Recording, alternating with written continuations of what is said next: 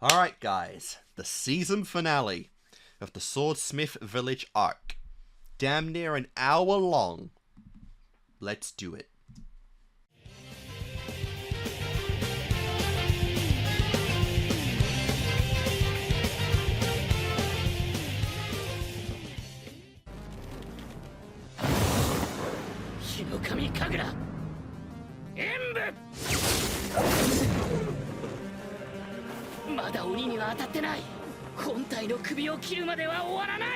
Yep, and not yet.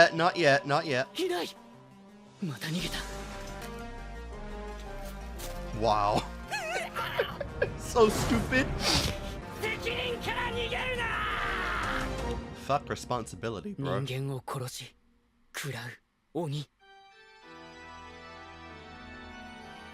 Okay. What on earth? That was quite different.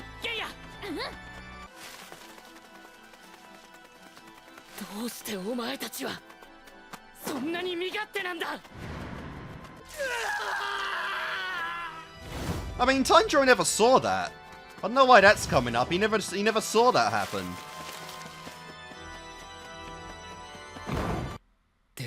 Yeah, no intro this time. It's unneeded. All right, come on, let's go, let's cook.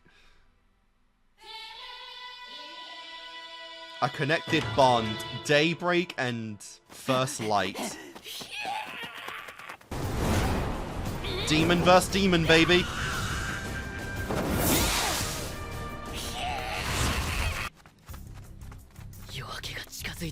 Yeah, that's a problem.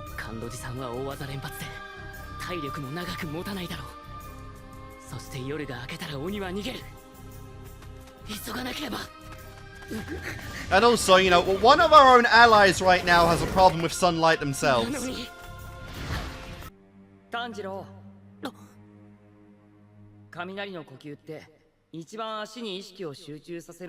Fuck off, he is not about to use thunder breathing.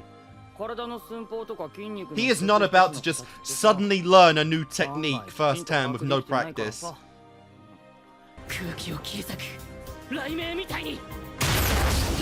Bro! Yeah, seriously, like what the fuck? Shenanigans! Plot shenanigans!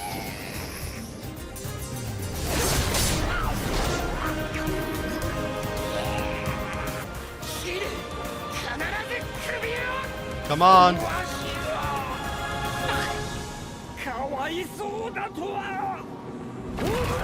Oh, for goodness sake.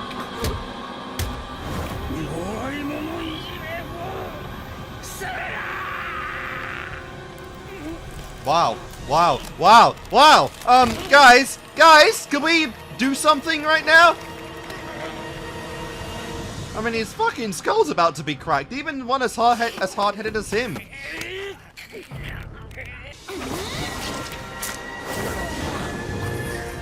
For real. Jing just like pushed Tanjiro's sword into him.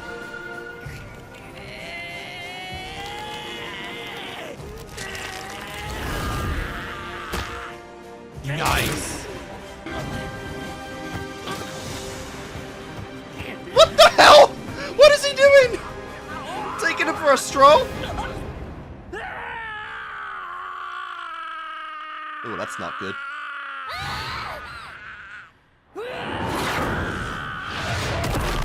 Oh, that's very not good. And you're all out, huh? Your power's out. Your demon form looks badass, I can't lie. Oh, god damn it, and once again Nezuko's out. Holy crap!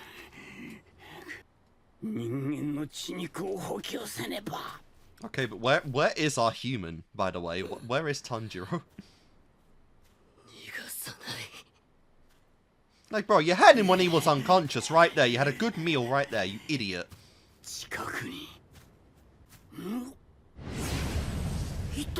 Ah, great.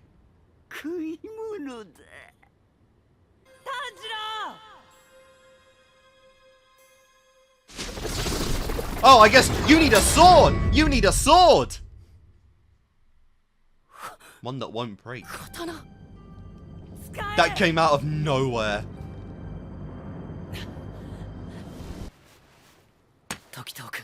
I guess its true potential will never be unlocked now since he's got it, but we'll see. Now the music, bro. Oh, the music is revved up, and that's all the steam he had. You've done more than enough in this arc, my man. Rest up.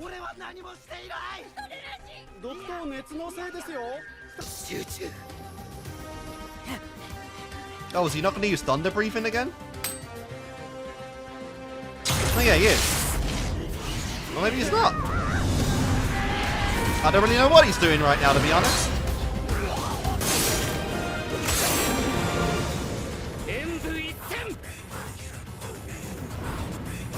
Well, it's a much more powerful sword than the modern ones.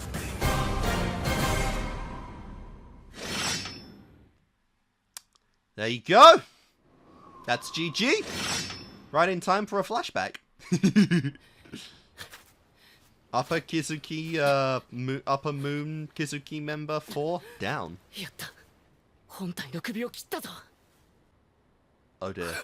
Oh dear. Oh dear. Someone's on the ground. Dude, this... Oh, this music! Oh, this music! Where's the box? Where is the box? Where's your box?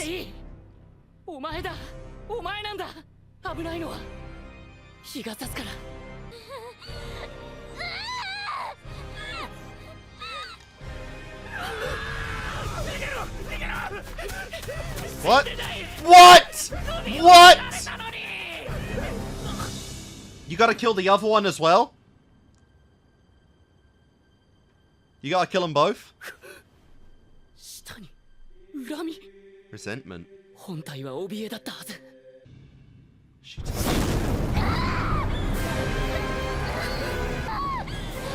Good lord!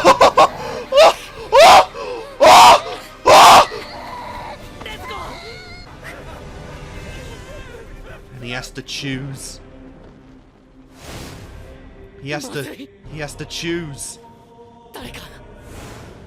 Surely not. Surely they can run around a few minutes, and just the body will just go, right? Right? The body will just go on its own. Surely.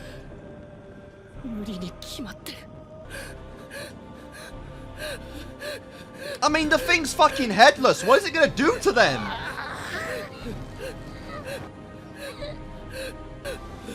Take your clothes off, throw them on her. Something. Shrink herself to be under her clothes. Provide shade. What do you do? You can't pick them. Good lord, look at her!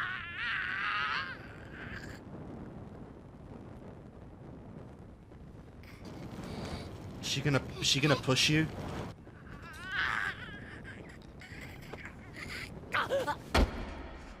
She just fucking did it. She just sacrificed herself for you to save those randos. Oh god, look at her. Oh. Oh. Oh. Oh. Oh. Oh. Oh. Oh! Oh! Oh! Oh! Oh! Oh, don't tease it like that. Holy shit. See, see, I'd say I don't believe it, but I don't know I don't know what they do. I know what they do to stop this. She's already in the sun.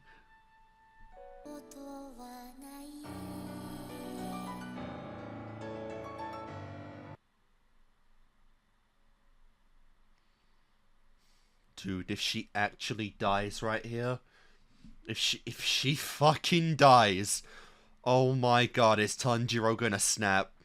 I'd be far more scared of him than I would be of Muzan. Seriously. Like, non-ironic. Oh my god, that would be terrifying. A Tanjiro that loses it all.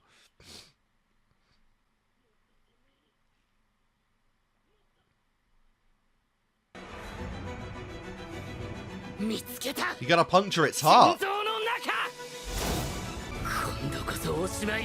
Oh, for real. You are gone this time.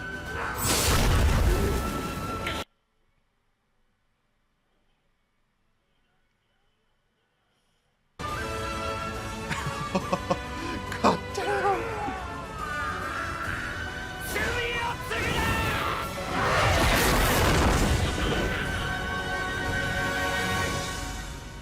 No time to wish you any good in the afterlife anymore. Just fuck yourself.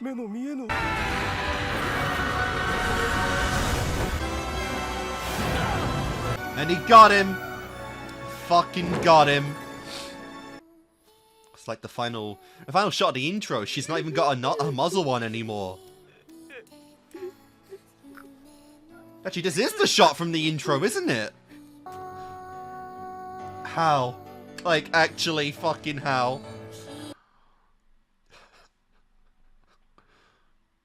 Did it turn her back into human?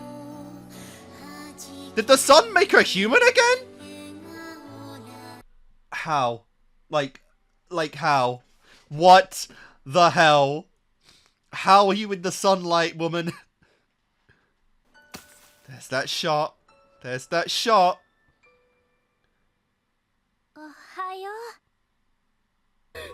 What the hell? I don't even care if it's plot shenanigans. Fuck it, it's worth it. A demon who can survive the sunlight. Who can surpass even nature's flame.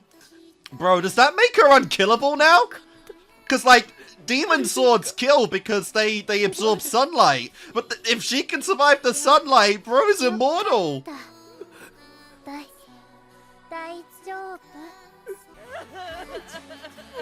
These guys have no idea what's going on, but it's still adorable as well.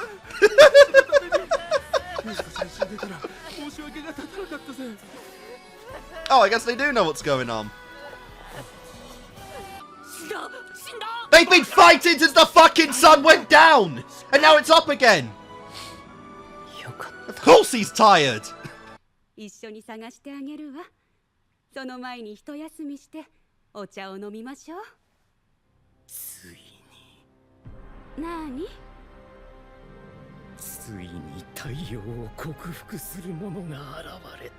And how the hell did he find out? What? He already knows? Did he feel a disturbance in the force? Girl, I'm in the zone. Don't interrupt me. That was a bit of a random plot point, wasn't it? The blue spider lily that never came up. I kind of thought that's how we keep Nezuko safe from the sunlight, but we didn't even find out if it exists or not. You might want to leave. Leave!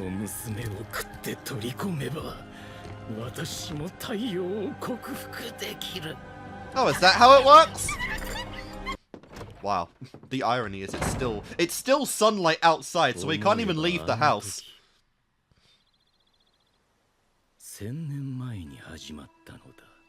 Backstory for Muzan, baby.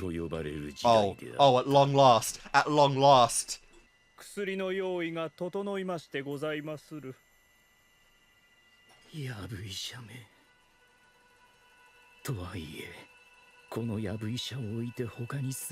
So we're finally getting Muzan's story along with Nezuko's recovery.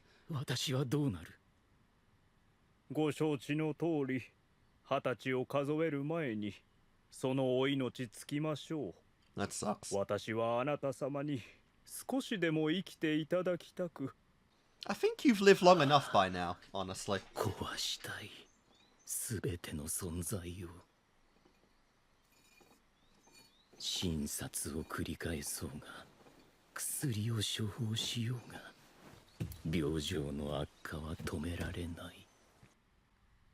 I mean, you're the only guy keeping you alive for as long as you were, man. けれども、その医者の薬が効いていたというのが分かったのは、私の体は正気がみなぎり、強靭な肉体を手に入れたかと思えたが、問題があった。Bit more than that. 日の光の下を歩けない。How'd you survive the first time then if you walked in the sunlight?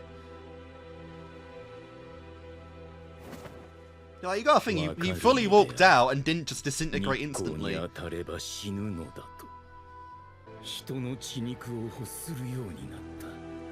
You really do sound more like a vampire than a demon at this point.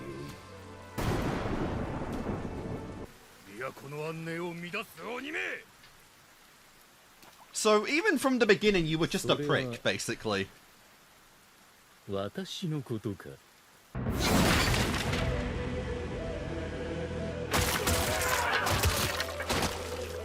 力を手に入れたのだ。永遠の力を。私は日の光でも死なない体を求めた。医者の作った薬の調合を見たが、試作の段階だったからか、青い彼岸花という薬の作り方はわからなかった。知っていたのは殺した医者のみ。So you fucked up, basically. You did this to yourself. That doctor was like one of a kind then. 太陽を克服できる体質のものを探すことの二つを最優先としてきた。Like, has she taken anything in the show that might have mutated her into this? Into the same properties? 同類を増やす必要はない。それを取り込み、私は日の光を克服する。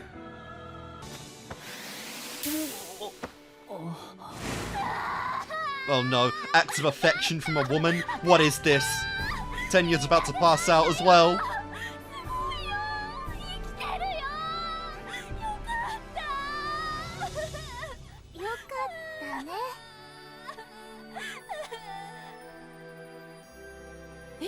And she just clicked. She just clicked what was happening. A demon standing in the sunlight. What on earth? Hell yeah, she really is like big sister now to them. Confirming she is still a demon. I mean, hey, fangs are always cute and hot on literally any character in existence, so keep them. I bet Zenitsu would love them. I love them. Yeah,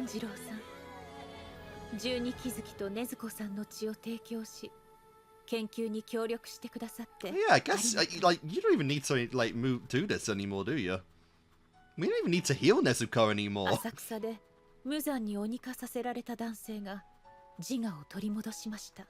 Hey, nice. 禰豆子さんの血のおかげです。禰豆子さんの血の変化には驚いています。この短期間で血の成分が何度も何度も変化している。Huh. Like, is it because she hasn't eaten anyone? Is that it? That's all that separates her from the other demons, is she hasn't eaten anyone or had any blood of any kind.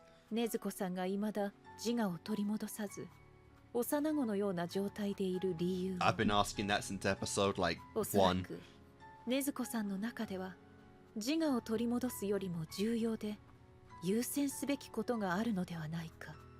And that's humanity. That's you and all humans. ユシロ。It's like it's the hypnosis that Urakudoki put on her. チャチャマルを呼んでもらえる？これは完全に私の憶測ですが、禰豆子さんは近いうちに Before the series ends. 太陽を克服すると思います。What does that mean? Like, Muzan said the same thing, but what does conquer mean compared to withstand the sunlight? She can already survive in it, so what more do you want to do?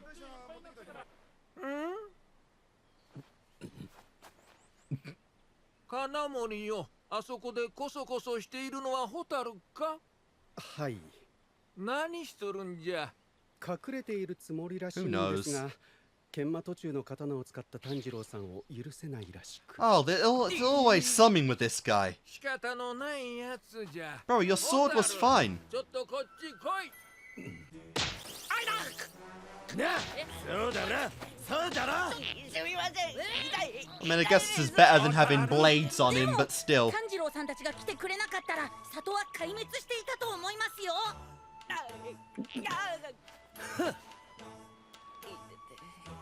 ホタルよ。本当は里まで来てくれた炭治郎くんに挨拶しに来たんじゃろ。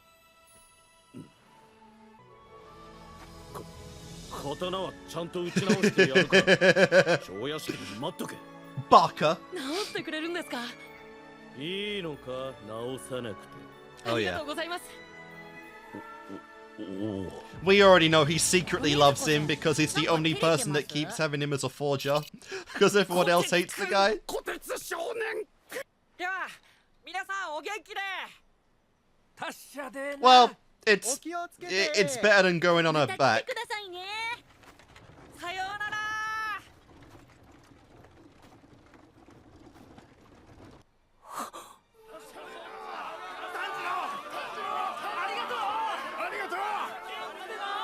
Oh.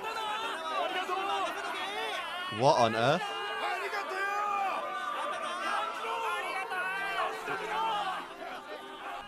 目隠しと花線はこの里を出るところまでなしで行きましょうか。はい。 Wow. Special privileges, man. It's really good. I didn't like this arc as much as Entertainment District, but it was still really good. The ending is definitely peak. I absolutely love the ending. This episode is peak, for sure. But overall, I do like Entertainment District more than this, I will say. But still, this was fun. This was just basically an entire battle arc. Like, from start to finish, we didn't have, like, much of a time skip or anything. It was just, like, one long battle from, like, episode 3 onward. And unfortunately, Mitsuri wasn't much in it, but still, it was good.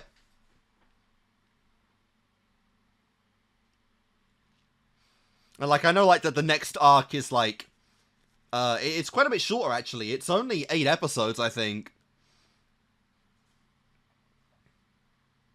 And then once we do that, you know, we're there. We're locked in, man. We're getting that done in August, and then we are right there for Infinity Castle. I had rumors that might be coming out digitally the same time it comes out in cinemas for the Western world. And if that's the case, then I can both react to that and see it in cinemas. And that'd be pretty sick. I'd love to see that in cinema. Similar to what I did with Across the Spider-Verse. I did that reaction and then saw it last day. But I'd like to see it more of a crowd, I think, for this. A much better experience. But yeah, no. This was really cool, like I said. Nezuko, I'm, like, super curious now going forward with that. Because she's, like, the main kind of driving force now in the series. Like, Muzan is now after Nezuko solely. For her ability to gain the, to conquer the sunlight. Again, I have no idea what we mean when we say conquer the sunlight. But, we might get a more detailed explanation on that, moving forward. But she can talk now. And that is incredible.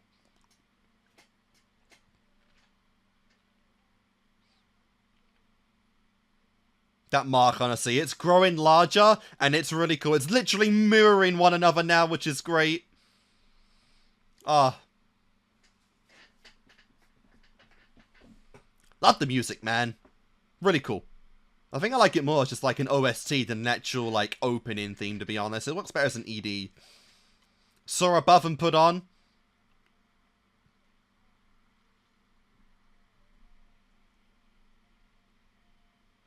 Bro, I'm kind of worried, man. When Zenitsu sees Nezuko, you know, sees her smiling, talking, you know, in the sunlight, like... And I'm really curious what that's going to mean now. Like, are we done with, like, baby Nezuko now? Is she going to remain, like, very young Nezuko, but not quite like as she's, what is her default of like toddler Nezuko? Because it seems like she's coming over that mental block now, if it is a mental block.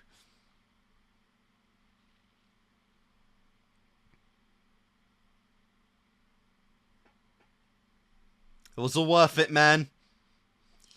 The journey is not even over, but the reward for Tanjiro is basically there at this point. Like, actually. That is sick. Alright guys, and that was the finale of the Swordsmith Village arc in Demon Slayer. Oh man, this really is like the turning point in Demon Slayer now. This really is the point to where all bets are off, you know, Muzan's goals, his actions might very much just snap and click in a completely opposite direction to what he's doing in the story at this point. And, you know, this really does feel like now we're at the end gates of Demon Slayer. And as I know, obviously, there's one more season to go of Demon Slayer, which is, I believe, about 8 episodes. It's very, very short. The shortest arc in Demon Slayer. I think, or maybe about the same as Mugen Train, I think. Because I think the movie was like an equivalent of 7 episodes or so. But, you know, short end to the seasonal format of Demon Slayer. And then we go into the 3 big movies that are going to make up the finale of the show.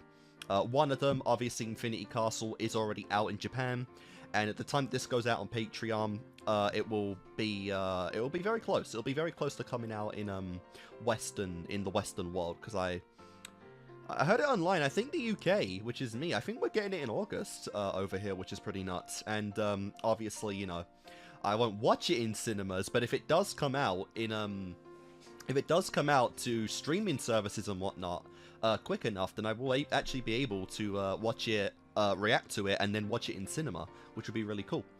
But anyway, you know, that's how the show's going to be formatted at this point going forward. But, you know, we're really at the point now where things are going forward, with Nezuko being able to now withstand the sunlight. What is interesting is that there is, like, a distinct difference in how they're using the terminology for this. There seems to be a distinction between withstanding the sun and conquering the sun. Like, I mean, they said, like, Nezuko was withstanding the sun, but Tamayo, you know, our doctor, seems to think that, like, there's more to Nezuko's evolution to come. There's more to her, like, transformation or her ability. Since she can now stand in the sunlight, but they distinctly said she is going to be able to conquer the sun soon. And I don't know what that means. I don't know what we're actually trying to build there, because, like, you know, what is there to do beyond just being able to actually, you know, go in the sunlight?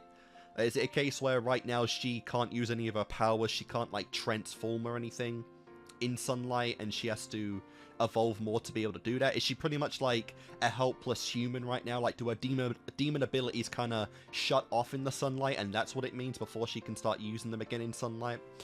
I don't know, but that seems to be Muzan's own thought process as well, was that he said that he can conquer the sun as well by devouring Nezuko.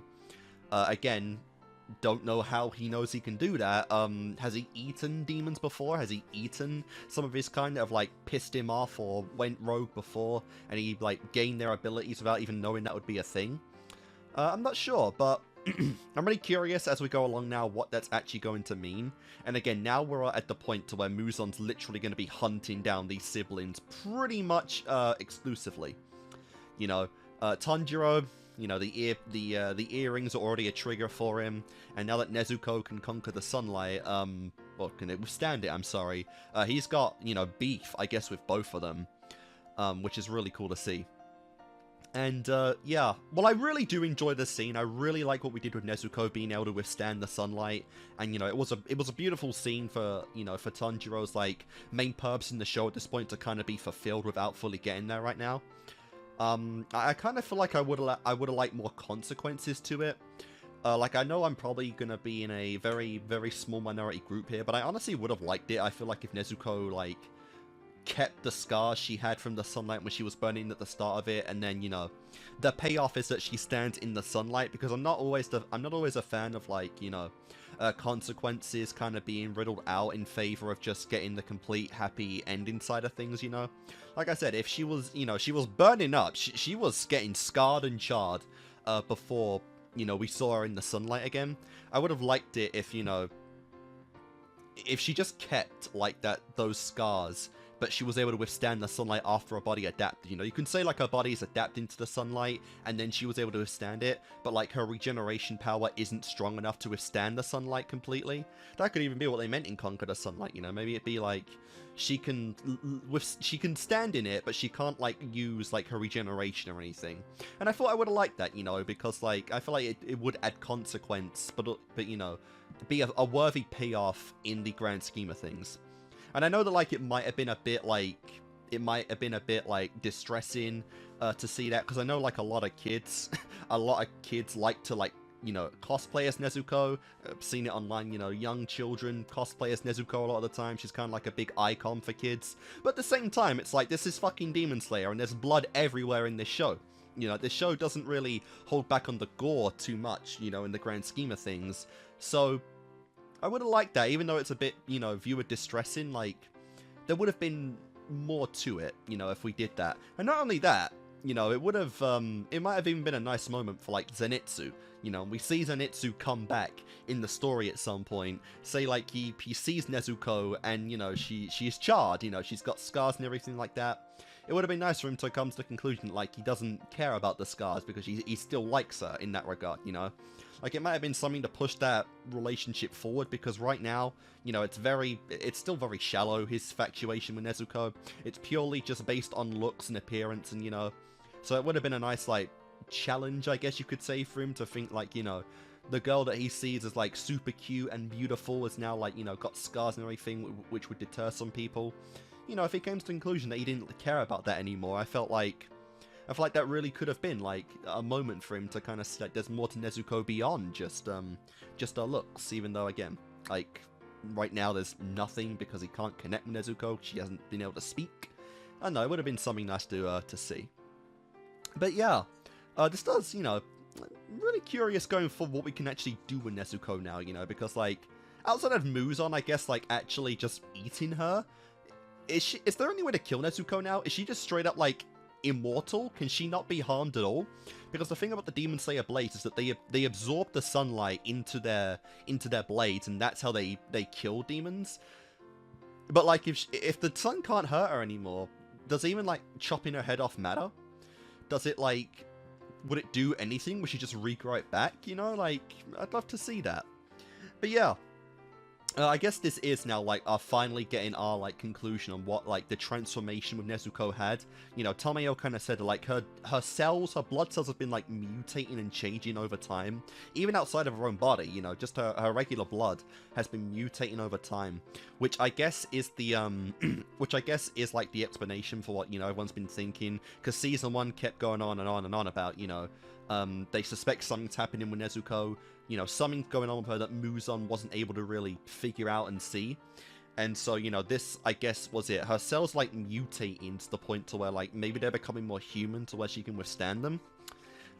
You know, and obviously it's been apparent that something's going on with her. The fact that she didn't become a full demon. The fact that her appearance, you know, outside of every demon in the show, ironically outside of Muzan, you know, she's the only demon in the show that didn't really get an appearance change when she became a demon.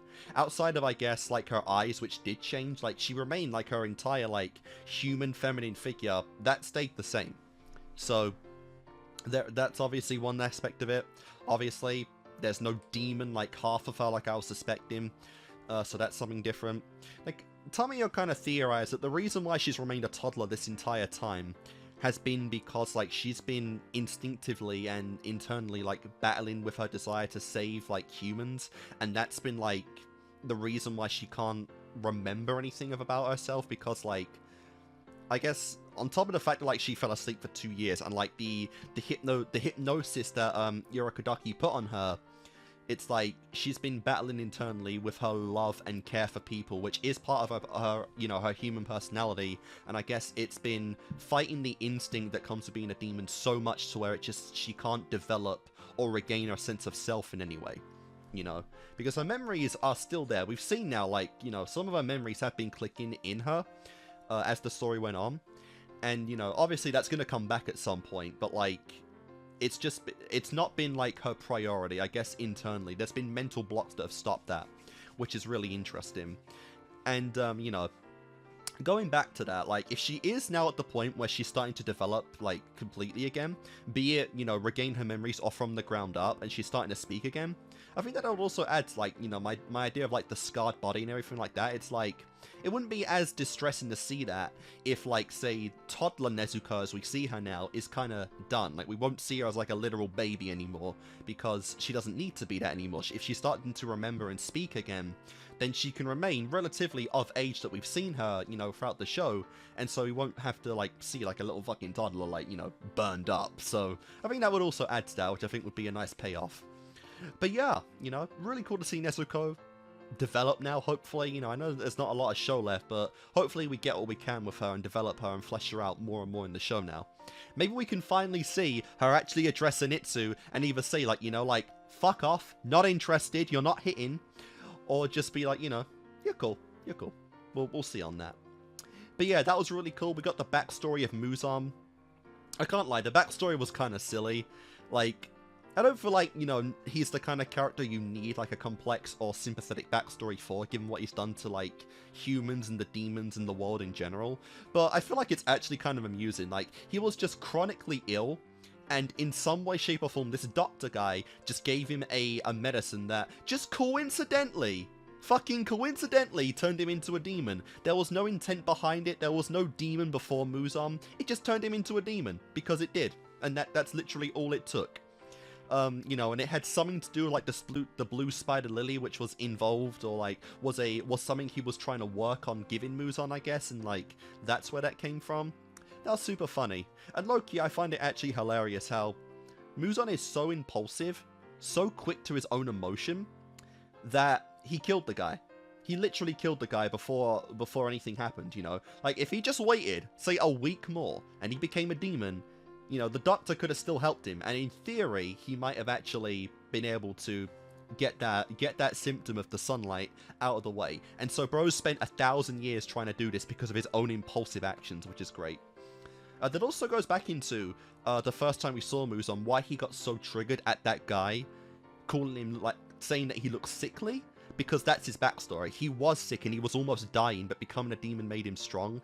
And for someone to, like, call him sickly in his demon form, that threw him over the edge, and that's why he massacred those three kids.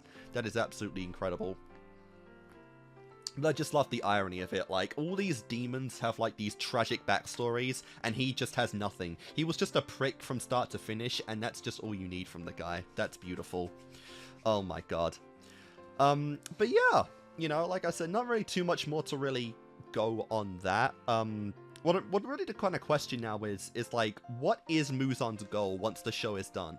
What is his mission or, like, ambition past getting out of the sunlight, you know?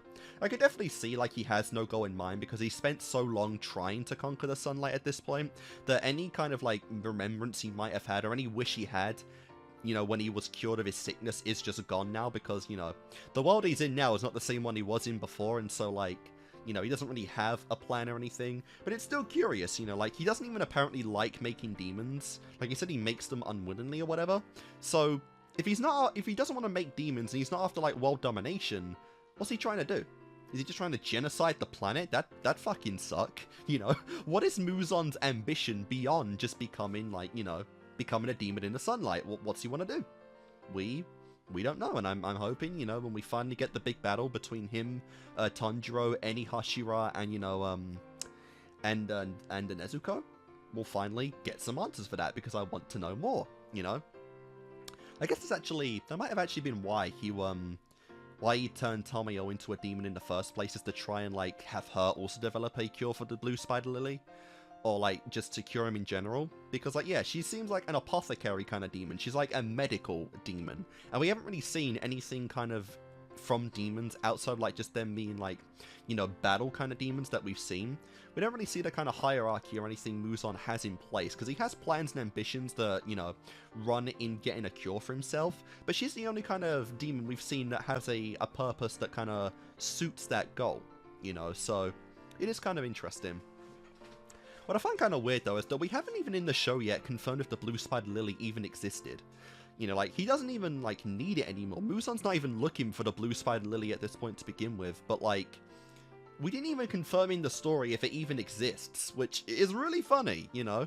Like, he seems to think it exists because the doctor guy had it in theory that it existed, but, like, we've never seen it. He spent 1,000 years looking for it, he has demons looking left and right for it, but it's not even there. So, I'm honestly not even sure what the point of even, like, bringing that up is. Like, you could have just said, like, he was looking for a cure, hasn't found one yet, and, like, you know, then just Nezuko can conquer the sunlight. But, like, without even confirming if this fucking flower is even a thing, like, why even bring it up to begin with? I don't know, that felt kind of weird. But yeah, either way though, you know, this was still really fun. The Swordsmith Village arc in general was good. Like I said, I don't like it more than Entertainment District, and I don't like it more than Mugen Train. But it's still a fine enough arc, you know, I did appreciate the stuff we got in it. I felt like, I like the Love Hashira girl, whose name is literally escaping me at this exact moment. Mitsuri, I feel like she was a little underutilized in this arc, you know, for being kind of advertised as a split between Muichiro and Mitsuri. She felt very underused in the arc because she only came in at the very end. And obviously a lot of the time got to Muichiro, but it's still fine enough, I guess, you know, we still have more Hashira to do with in the future, so I kind of get it. But I just wish we did have a little more of her to do, since she's, without a doubt, the kindest of the Hashira. And, like, yeah, just hopefully, with how much we have left of this story, hopefully we do get more of her going forward, because, you know, she does have a genuinely really nice dynamic with both Tanjiro and Nezuko being experienced as the older sibling, you know. It really makes me wonder, like, Loki, hear me out. What would happen if Zenitsu and Muichiro actually met each other? Because they both kind of have the same goal and ambition here, you know? Like, both of them want to get married, both of them want love in their life, and, like, ironically, they haven't even met in the story. And I know that, like, Zenitsu's kind of infatuated with Nezuko right now, but what would happen if he met her? Would he reject her and say his heart's set on Nezuko? And what if he met her before Nezuko? Like, what do you guys think? Would that... Any possibility there? Any chance of anything happening? But either way, though, you know, that was, it was interesting, like I said. I definitely feel like you do feel the effect of not having Inosuke or Zenitsu in this arc, because, you know, we're just used to the squad at this point. I feel like, you know, just given, like, Inosuke's very insanely, like, carefree nature and silliness, he does add a lot of, like, enjoyment in the show for me. He is literally my favorite character, so I definitely felt the sting of losing him for an arc, which probably does play into why I think this is not as good of an arc as the others. But it's still cool, you know? Obviously, like, the demons in this one didn't feel as powerful as Daki and Gyataro. Like, they, you know, like it took everything we had to beat those two, you know. All the wives, Tengen, you know, Zenitsu, Inosuke, Tanjiro, Nezuko. It took everything everyone had in that story to beat them. Literally destroyed the entire, like, location of the arc to do it. But in this one, you know, I can't lie, like, you know, Upper 5 lost to just one Hashira. You know, that's something. And then obviously, like, you know, Huntengu, like, a little extra than that, you know, he did burn up in the sunlight as well, but the vibes just were not as strong at all as Daki and, you know, Gyataro. So, I mean, it is what it is, you know. Like, to be fair, they're more like summoner class of demons. Their demon art is a lot more like, you know, directly doesn't involve them getting, like, hand to hand themselves. But it really did feel like these guys were weaker, so I don't really get why they are higher. Both of them are higher than Daki and Gyataro, you know. But it is what it is. It was still fun. Like I said, I really do like Huntengu's, like, demon art. It's a really cool one. Don't like Gyoko's as much, but his is still fine as well. But in terms of, like, demons, you know, Daki and Gyataro were definitely better for me.